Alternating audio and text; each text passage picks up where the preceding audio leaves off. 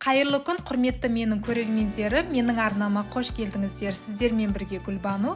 Бүгін сіздерге өте дәмді әрі ерекше мега пирогты, сникерс пирогын жасап көрсететін боламын.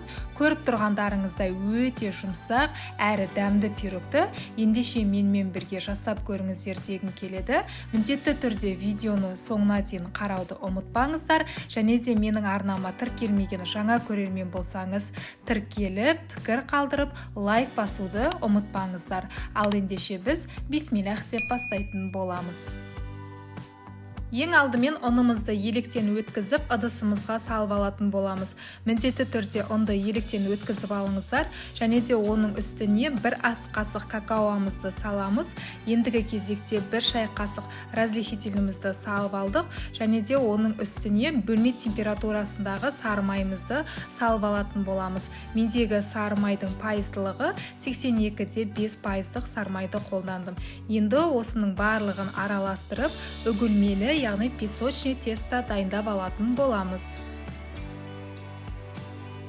Құрметті көрермендерім, менің видеом сіздерге пайдалы болып ұнап жатса, міндетті түрде арнамды өз достарыңызбен, жақындарыңызбен бөлісіп қойыңыздар дегім келеді.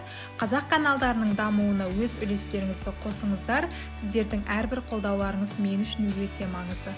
Көріп тұрғандарыңыздай, ендігі кезекте үстіне 3 ас қасық құмшекерімізді салып алатын боламыз.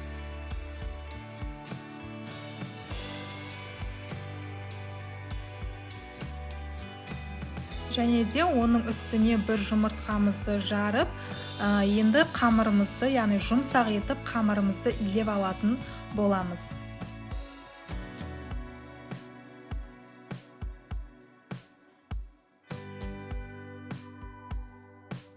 Осы видеоның астына описание бөліміне толық құрамын жазып қоятын боламын. Міндетті түрде сол жерден қарап жасап көріңіздер дегім келеді. Мінекей, осымен біздің қамырымыз дайын болып қалды. Жұмсақ етіп қамырымызды алдын ала осылай дайындап алатын боламыз. Дайын болған қамырымызды салапанға салып, 20 минутқа демалдыруға жіберетін боламыз. Және де осы уақыт аралығында біз ішіне салмасын дайындайтын боламыз. Ол үшін бізге дүкеннің 20% осындай қаймағы қажет болады. Оның үстіне сгущенка салатын боламыз. Негізі вареный сгущенка қолдансаңыздар болады сникерс пирогына. Мен бірақ, яғни үйдегі осындай сгущенка қалып кеткендіктен вареный сгущенка қолданбадым. Сіздер егерде вареный сгущенка бар болса, онда вареный сгущенканы салсаңыздар болады. Енді осының үстіне 3 жұмыртқамызды салып, жақсылап венчиктің көмегімен бір келкі массаға келгенге дейін араластыра отырыңыздар.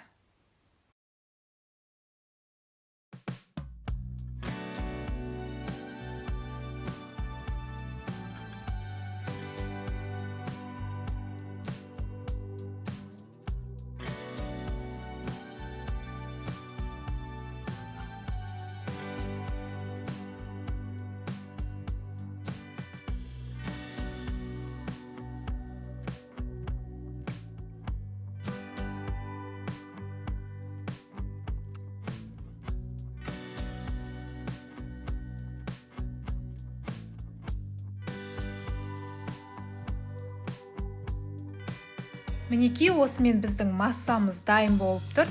Ендігі кезекте формамызға қамырымызды жайғастырып, орналастырып алатын боламыз. Мендегі форма 26 сантиметрлік форма. Егерде сіздерде пергамент қағаз бар болса, онда пергамент қағазын төсейсіздер. Егер жоқ болса, кішкене форманың астын майлап жіберуді ұмытпаңыздар. Қамырымыздың барлық шетін осылай қолымызбен басып, әдемілеп формамызға орналастырып алуымыз керек.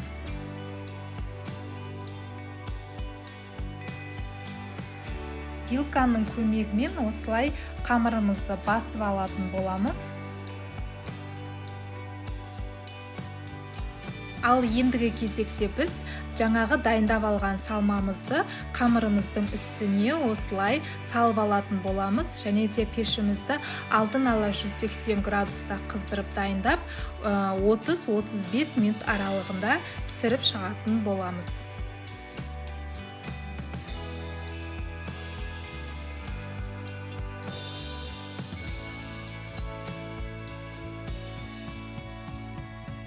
Ал ендігі кезекте біз бетіне ганаш дайындайтын боламыз. Ол үшін бізге 82-де 5% сары майды қолдандым, және де оның үстіне шоколад саламыз. Яғни Қазақстан шоколадын салып, водяной ваняда немесе микроволновкада ертіп дайындап аласыздар. Мінекей осымен біздің ганашымыз дайын. Енді осының ішіне арахис салатын боламыз. Кез келген дүкеннен табылатын осындай арахисті қолдандым. Жаңағы шоколадымызды ертіп алғаннан кейін толықтай суытыңыздар. Суыған соң барып арахисімізді салып алатын боламыз.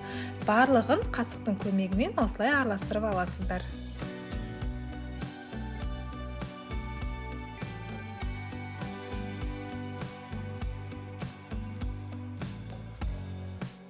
Мінекей осы уақыт аралығында, яғни 35 минутта біздің пирогымыз пісіп шықты. Дәл қазір өте ыстық болып тұр.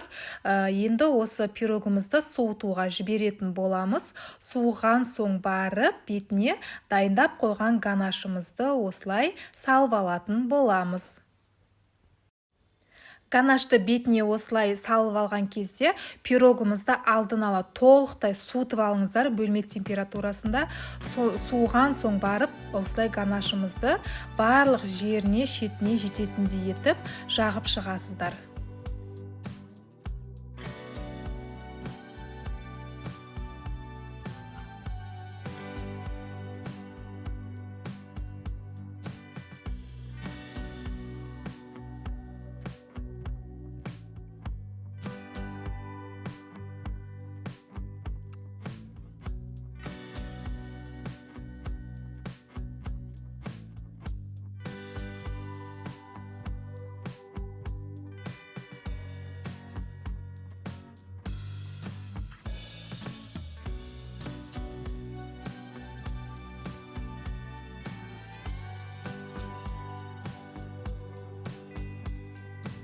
Бетіне ганашты осылай орналастырып алғаннан кейін холодильникке бір түнге қалдырсаңыздар болады.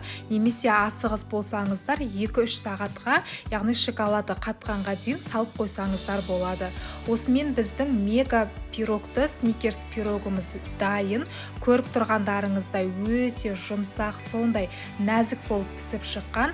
Міндетті түрде жасап көріңіздер, сіздерге 100% ұнайды деген сенімдемін. Жасап жақындарыңызды, балаларыңызды қуантып қойыңыздар. Назарларыңызға үлкен рахмет, құрметті көрермендерім. Келесі видеоларда кездескенше сіздермен болған Гүлбану. Міндетті түрде арнаға тіркеліңіз, лайк басыңыз, пікір қалдыруды ұмытпаңыз. Барлықтарыңызға ас болсын.